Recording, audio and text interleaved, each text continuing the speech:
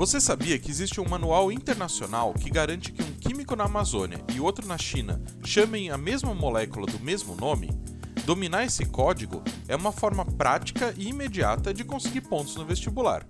Vamos falar sobre isso?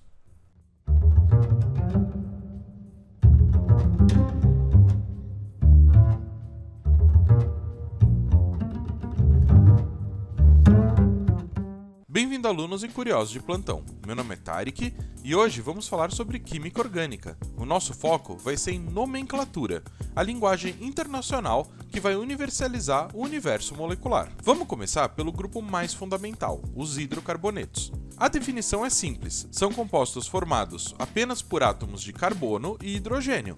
Esses são a base de toda a química orgânica. Nós dividimos os hidrocarbonetos em 4 subgrupos principais, e o tipo de ligação é o que dita o nome.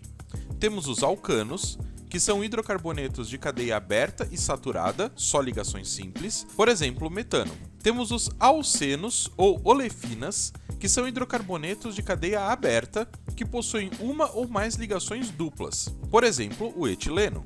Temos os alcinos, que são hidrocarbonetos de cadeia aberta, que possuem uma ou mais ligações triplas. Um exemplo desses são os acetilenos. E nós temos os ciclanos e os ciclenos, que são hidrocarbonetos de cadeia fechada, ou seja, cíclica, que podem ser saturados ou insaturados. Todo nome de composto orgânico segue rigorosamente a estrutura de 3 partes: prefixo, infixo, sufixo.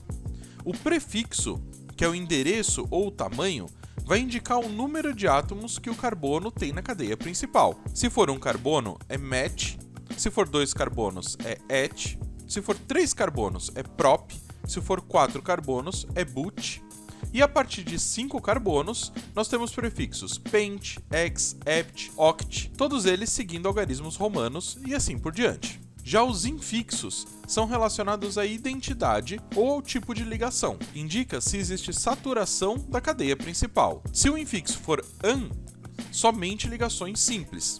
Se for en, uma ligação ou mais ligações duplas. Se for in, uma ou mais ligações que sejam triplas. Se houver múltiplas insaturações, o infixo deve ser duplicado: dien para 2 duplas, trien para 3 duplas, diin para 2 triplas. E por fim, o sufixo, que é a família e a função. Como a gente está falando de hidrocarboneto, apenas C e H, o sufixo vai ser sempre O. Então, juntando tudo isso, um hidrocarboneto com 4 carbonos, but, e com uma dupla ligação, en, é o buteno. Se a dupla estiver com carbono 1, é but-1-eno. A maioria dos erros dos alunos, e é o grande desafio das provas, estão nas cadeias ramificadas.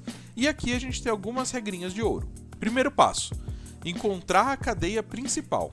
A cadeia principal, ela precisa ser mais longa possível, contendo obrigatoriamente todos os átomos de carbono pertencentes às insaturações, duplas ou triplas. Se a insaturação for prioridade, ela tem que estar dentro da cadeia principal. A segunda regra é o desempate. Em caso de empate no número de carbonos, você tem que escolher a cadeia que possui o maior número de ramificações. Tudo o que sobrar fora dessa cadeia principal é ramificação, ou radical. O segundo passo: nomeie as ramificações. As ramificações, elas são pedaços de cadeia que se desprendem e elas são nomeadas usando o prefixo, o número de carbonos na ramificação, e a terminação il ou ila.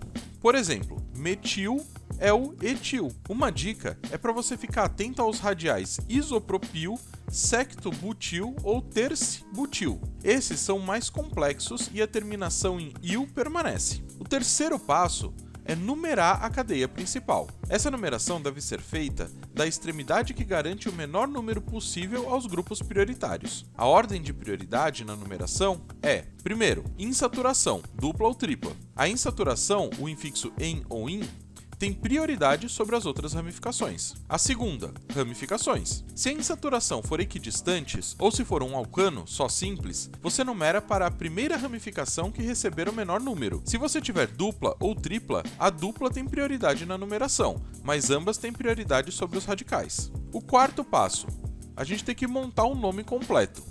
Então o nome final escrito segue uma ordem rigorosa. ramificações em ordem alfabética. Dessa forma, você vai listar os radicais em ordem alfabética. Se houver prefixos multiplicados, di, tri, tetra, ignore-os para a ordem alfabética. A separação, use vírgulas para separar os números, 2,3-dimetil, e hífen para separar as palavras, 2-metil, hífen. E por fim, a cadeia principal. Adicione o prefixo, infixo e sufixo do que a gente está falando. Um caso especial são os hidrocarbonetos aromatizados.